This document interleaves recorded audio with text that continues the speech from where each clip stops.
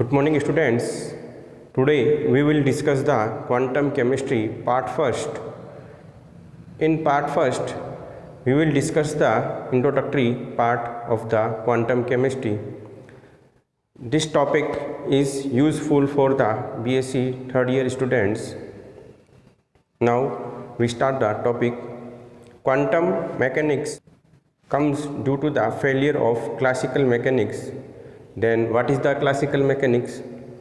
Classical mechanics was formulated by Sir Isaac Newton in 17th century, and it is based on the Newton's principle. Classical mechanics formulated by the Sir Isaac Newton in 17th century and obeyed by the macroscopic particles. What is the macroscopic particles? Examples are planets, rigid body. Then what is the limitation of classical mechanics? There are some experiments which cannot be explained by the classical mechanics. These are black body radiation experiment. Second is photoelectric effect. Third is Compton effect. Fourth is specific heat of solids. Fifth is Heisenberg uncertainty principle and line spectrum of hydrogen atom. These experiments can be explained only on the basis of quantum theory of radiation, which is given by the Max Planck in 1901. So, due to failure of classical mechanics for microscopic particle, Max Planck gave the theory, quantum theory of radiation, and from this theory the origin of quantum mechanics took place. The key feature of the quantum mechanics is quantization of the energy and momentum. Key feature of this theory is quantization of energy and angular momentum, and quantum mechanics can be applied for the microscopic particle like electron, proton, atoms and molecules formulated in 1925 and 1926. And in 1926 quantum mechanics was given by the E. Schrödinger, and we study the only quantum mechanics by E. Schrödinger because it is in your syllabus, and matrix mechanics is not in your syllabus. In 1928, scientist P. A. M. Dirac proposed the relativistic quantum mechanics.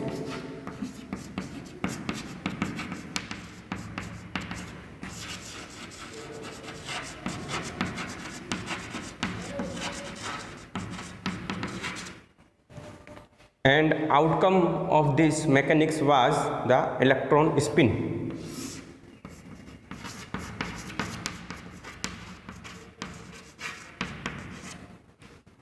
So P.M. Dirac considered the electron spin, and in quantum mechanics given by the E. Schrödinger is non-relativistic quantum mechanics.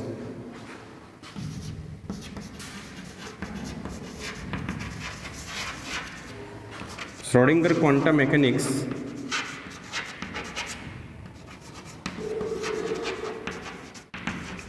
is non-relativistic.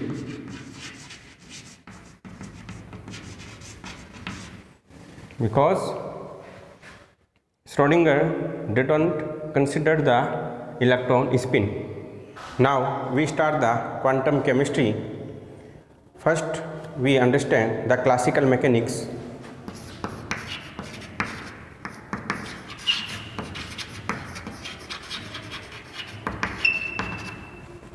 The classical mechanics is based on the Newton's law of motion, and there is a three law of Newton, first, second and third law. The energy of the object is the sum total of kinetic energy and potential energy. Energy of an object is total of kinetic energy and potential energy. Kinetic energy is given by this and potential energy written as V. We know that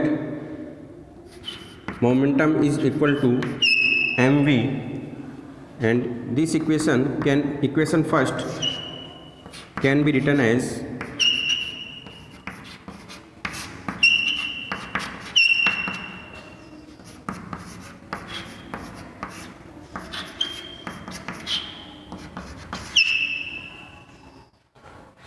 so we put the value of momentum in equation first.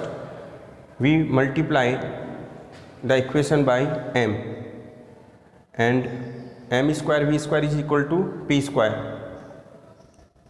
upon 2m plus v. If we take the object in initial position, at that point the potential energy of the object is 0. So equation second can be written as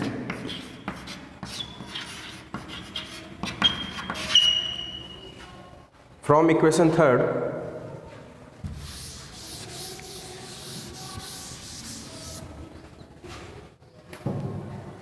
this is equation second third.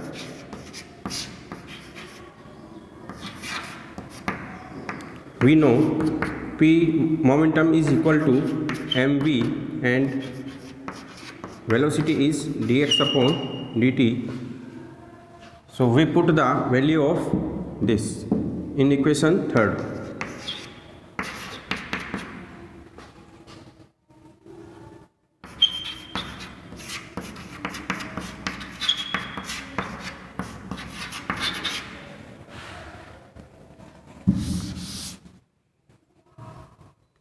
Then this equation is fourth.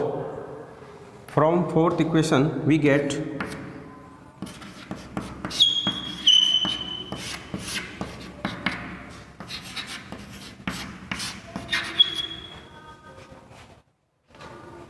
and if we remove the power, then square root becomes this, and this is equation fifth.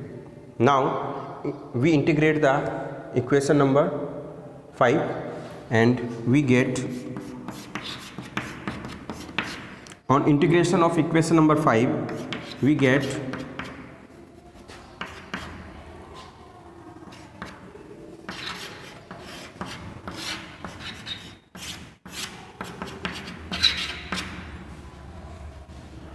now we put the value of E in equation number 6.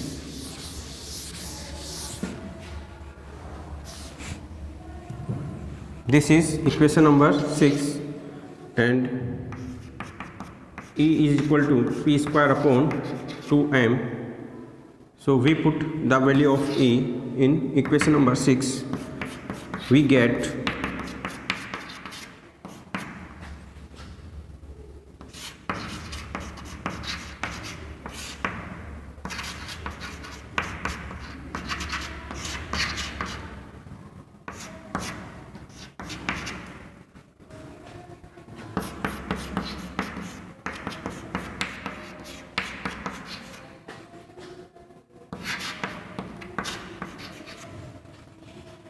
so from this equation we can determine the position and momentum simultaneously for the object, and this equation is applied for the macroscopic particle, not for the microscopic particle. So classical mechanics fail for the microscopic particle because Heisenberg did experiment that for an microscopic particle we cannot determine the position and momentum simultaneously. Atomic model can be explained by the quantum mechanics. Rutherford, on the basis of scattering of the alpha particle by the atom, proposed that in the center of the atom there is a minute charge body and electrons are distributed around this minute charge body. But one question arises that there is a electrostatic attraction between the positive and negative, so electron will drop into the positive charged body, but it doesn't happen, and Rutherford told that electrons moves around the nucleus very fast at a great speed. So due to the centrifugal force, there is a balance between the electrostatic force and centrifugal force, and electron doesn't drop into the nucleus. 1864, J.C. Maxwell told that any charged particle when accelerated, it radiates energy. So from this theory we can say that any charged particle which radiate energy, then its energy will be lost by the time. Niels Bohr used this theory and rejected the Rutherford model. Bohr told that if the electron moves around the nucleus, and its energy will be lost because it is a charged particle and it is in accelerated position, and after some time the electron will drop into the nucleus. Bohr explained the atomic structure model on the basis of Max Planck quantum theory of radiation. The experiment. Now we understand the black body radiation experiment. A black body is an object which absorbs all radiation falling on it. A perfect absorber is also a perfect emitter of the radiation. Lumer and Pringsheim gave the curve for the emission of radiation from a black body at a different temperature.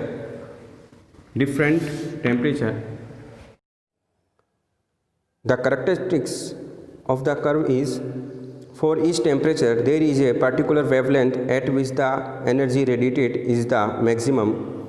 Second is the position of maximum shift towards lower wavelength with increase in temperature, and third is the higher the temperature, the more pronounced is the maximum.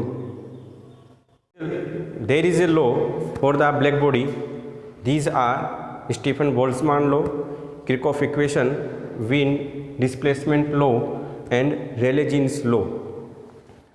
Wien displacement law is the multiplication of the lambda max of the curve, and corresponding temperature is a constant, and this law fails on higher wavelength. Rayleigh-Jeans law is explained by this equation, and this law fell on the lower wavelength. We can depict here in the energy curve, energy density versus wavelength, and Max Planck gave another equation on the basis of quantum theory of radiation, and which did not fail for lower wavelength and higher wavelength. So I depicted that Wien law is fail on higher wavelength and Rayleigh-Jeans law is fail on lower wavelength. Now we study the Planck equation for the black body on the basis of quantum theory of radiation. The energy distribution in black body cannot be explained on the basis of classical mechanics, and it can be explained by the quantum theory of radiation, which is given by the Max Planck. It has three postulates. The first is radiant energy is absorbed or emitted discontinuously in the form of teeny bundle of energy called quanta, and second is each quantum has definite amount of energy and frequency.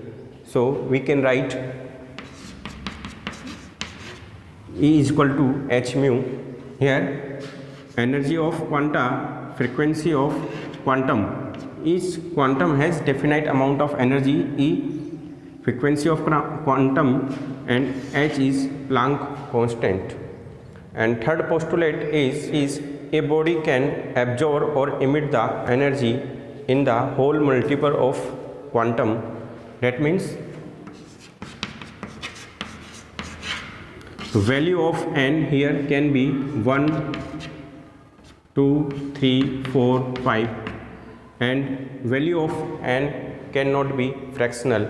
So these three postulates was given by the Max Planck in the quantum theory of radiation, and with the help of quantum theory of radiation, Max Planck obtained the following energy density of black body radiation equation, and equation is this. And if we plot the graph between energy density versus lambda, we get accurate graph, while Wien and Rayleigh's graph fail for this. And if we apply low wavelength and high wavelength condition here in this equation, then we get at low lambda we get Wien equation, and for higher lambda we get Rayleigh-Jeans equation.